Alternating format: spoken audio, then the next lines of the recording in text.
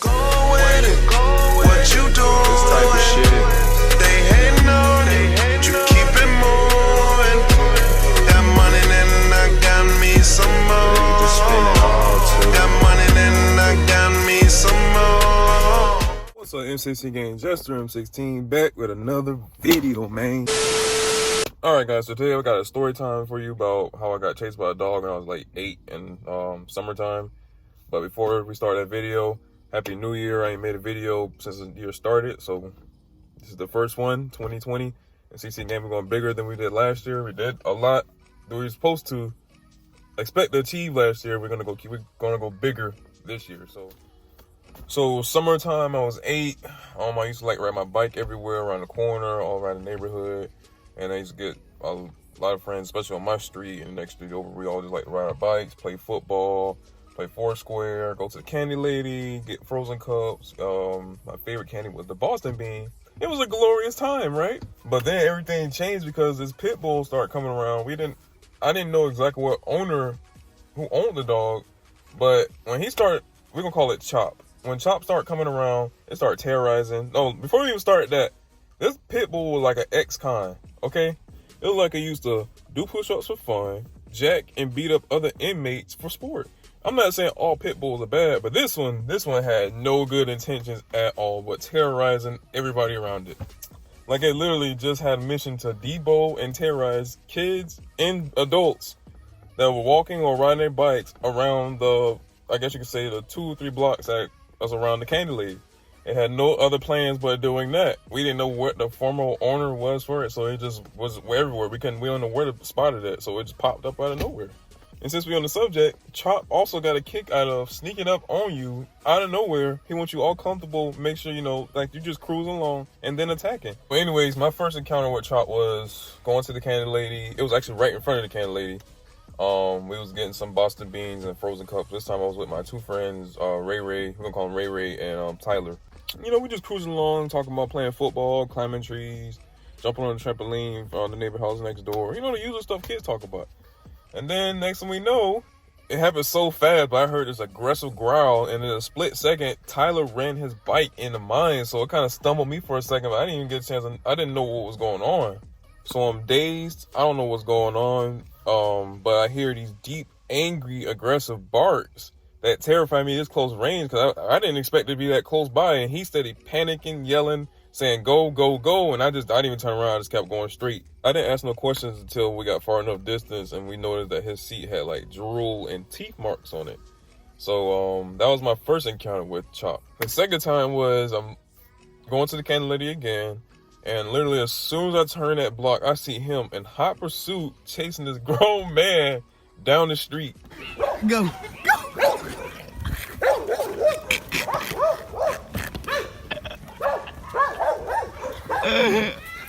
But this guy didn't have a bike. He was just on his feet, because Chop was chasing him in hot pursuit, barking, yelling, and he's zigzagging, knocking over neighbors' trash cans. He had to hop on the neighbor's car and try to make a great escape, trying to hop over the fence, which he did, but Chop was still right with him. If you don't know, some pit bulls can climb fences. If you didn't believe that, Chop didn't get a chance to get over the fence, but he got very close to getting over that fence with him. Go get that for daddy. Good boy. Go get that for daddy. Like I said before, this pit bull was a terrorist. He has no other intentions but terrorizing the people around him. Everybody kind of fell back from going to the candy lady, all the kids and adults. But I wasn't scared of him. I didn't mind him. He didn't attack me directly before. So until this third encounter I had with Chop, where it was kind of late. It was probably about like 7:30. Candy lady closed at like 8.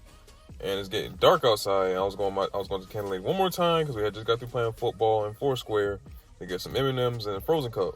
So we wasn't really paying too much attention about Chop lurking, because we were trying to get our stuff and then go about our business, because it's already dark.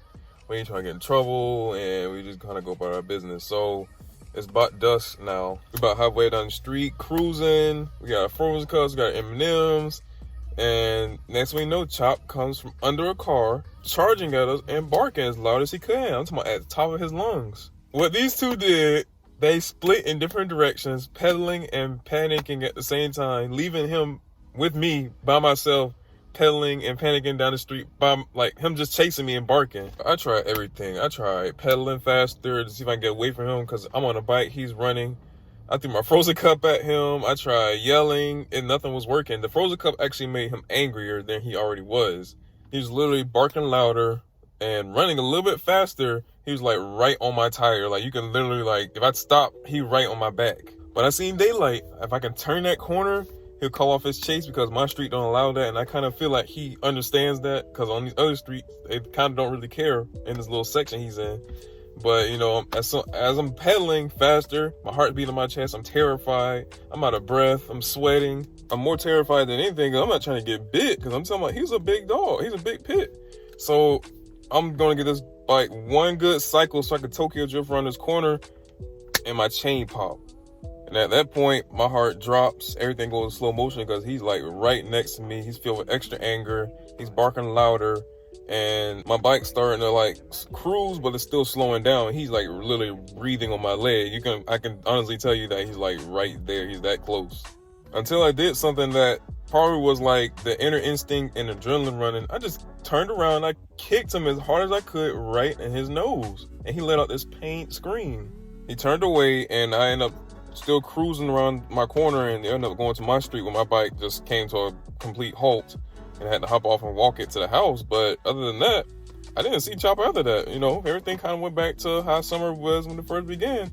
I mean, it was pretty much over with because he terrorized for a good 30 days plus. But, you know, it wasn't as bad as it went with him around. All right, guys, that pretty much wraps up my story time. I hope you enjoyed. Please don't forget to like, subscribe, hit notification bell down below. F16 game, I told you, like I said, we're going bigger this year. I'm already excited to get more content out there. Comment down below if you want to see more story times or any other videos from me. I'm also open to doing collaborations. So, yeah. Or you can inbox me on Instagram. My name should be on the screen or in the description box down below. And I'll check you guys in the next video. Honorable C note. Album time. Entrepreneur. Big Goose.